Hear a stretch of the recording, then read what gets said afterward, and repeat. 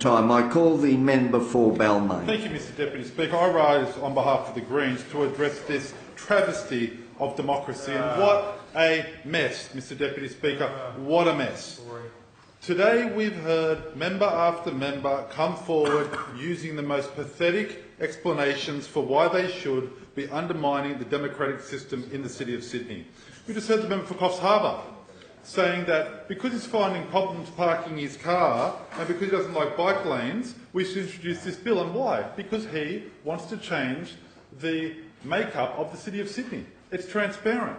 We've also seen the former Premier come forward with his complaints about the Mayor of the City of Sydney, and it is absolutely clear that the Liberal Party feels they are entitled to the robes of the Town Hall of the City of Sydney, and they can't win it by fair means, so they're seeking to do it by foul means.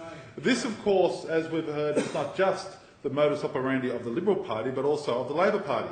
I was a councillor on Leichhardt Council when Labor took Glebe out of Leichhardt Municipality to stick it into the City of Sydney in order to gerrymander the system to support the Labor candidate. And of course what happened? Clover Moore was elected resoundingly along with the independents.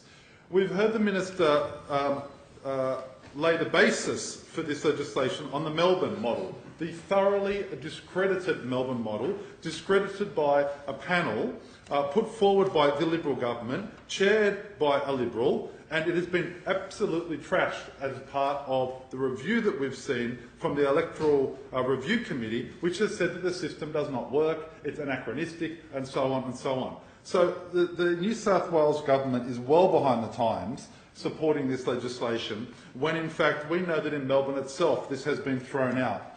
We know this issue of plural voting, as it's often known.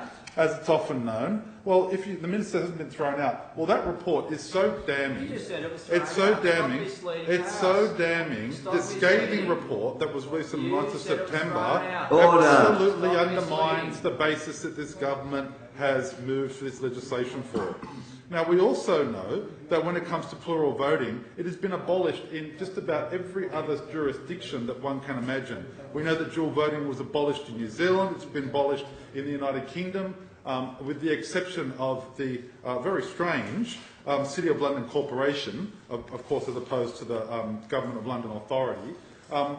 It has been a resounding campaign over the last 100 years to get rid of plural voting, to make sure that one person, one vote, one value is at the heart of our democracy.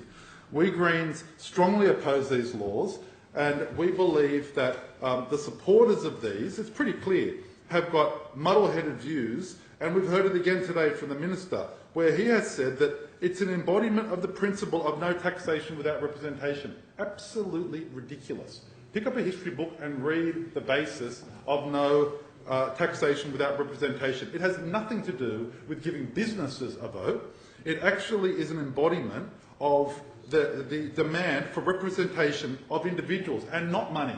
And here we're using a threshold of money. How much money can you contribute in order to see whether you get a vote or not? The threshold there now. And so, yeah, that's right.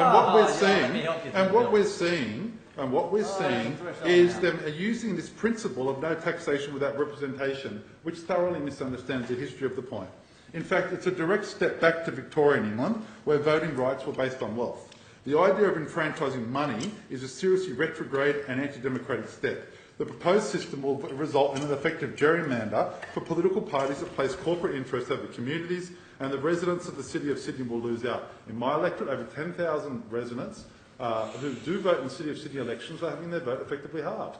And you can understand why the residents are not happy with that situation. It's also important to recognise that the government has admitted, in fact, that this is about the City of Sydney. That's why this legislation has been amended to only include the City of Sydney and not other areas such as Wollongong or Newcastle, because the government has found themselves in all sorts of trouble with this legislation. It's been very poorly handled. You just have to look at the media. The media has been shocking for this government, and with all of the scandals around ICAC, you think the last thing the government wants is on the TV channels tonight to have all the stations saying government is rigging the system to give businesses more vote in order to kick out Clover Moore. And you could see it. You could see it from Barry O'Farrell, the Premier. The truth is, and this is what I believe, I think it's a 30-70 rule. 30% of Nats and Libs probably think that there's some basis for giving corporate power more votes. I understand that. That's a different philosophical perspective. But the majority is bitterly angry towards Clover Moore and they want to get rid of her. And that is the problem with this bill. If it wasn't about that, why are we driving through this bill with such incredible speed now when the election isn't until years away? Why are we here at 9:15 at night debating this bill without this bill being left on the table for 5 days, which is the common practice of this parliament, and to drive this bill through now? Why? Because the government wants to get the gerrymander over and done with to minimise any more political fallout, because, by goodness, the political fallout has been absolutely significant from this. It's been a mess from the beginning. It's been badly handled. And the truth is that while this government has come up and we've had members attacking the Shooters Party, they're the one that have breathed life into Mr Balzac by supporting this legislation. They have breathed life into the Shooters and Fishers Party by giving them this profile. If this wasn't actually about a fix with Shooters and Fishers, the government would have let the bill die and introduced their own legislation, which is what anyone with a tactical or strategic mind on the other side would have done. But no, they've got a quick fix with the Shooters Party in order to bring this forward. So all this bluster about being critical of the Shooters, if it's such a bad bill, then don't support it. And we can see, in fact, that this has been a mess from the beginning because of the amount of amendments in the upper house. Amendment after amendment after amendment to try and fix a bill which is so poor. And the government, in fact, got caught out on the different rating system that the City of Melbourne has, and they had to backtrack and try and fix and amend the bill. It's clear that this has been rushed, there's been inadequate consultation, and it's backfired. It's backfired on the government. They've had day after day after day of negative media over this. They've had rallies in the street. All they've done is inflated the position of Clover Moore and they've inflated the position of the Shooters and Fishers Party. That's the truth. And the government needs to take a better approach towards these matters instead of the approach that they have already taken, which quite frankly has only supported people who they claim to be their enemy. Now, of course, this 2 votes issue, the government's saying, well, it's only 2 votes. Why 2 votes? We have this arbitrary number the government's pulled out of the air, claiming that it relates to something to do with households.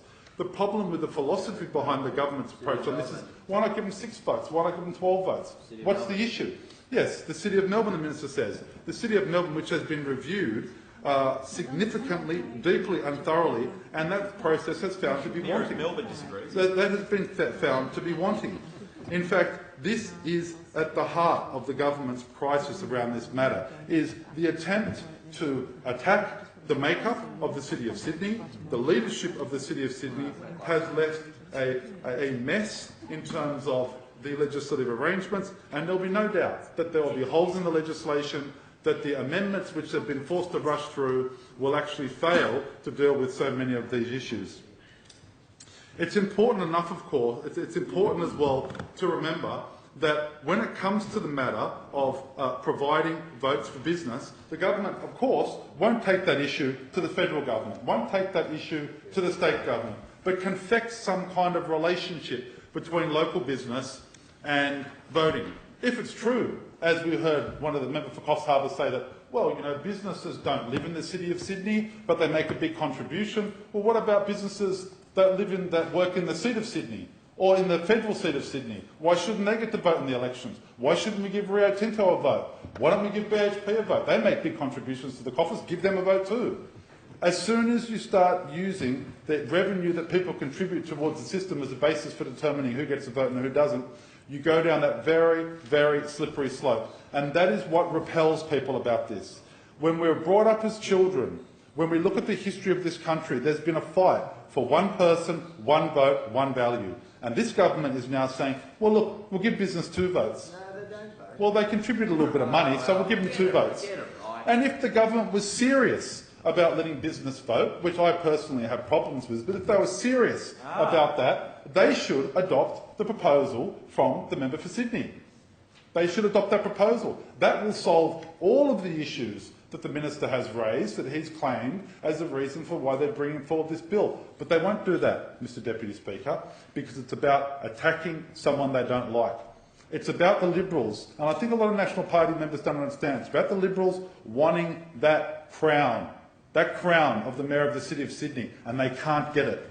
They can't get it because they know that Clover Moore stands in their way. And Mr Deputy Speaker, That is why this bill should be opposed. It's undemocratic. It's an attempt to rot the system, to gerrymander it so they can win an election they can never win fair and square.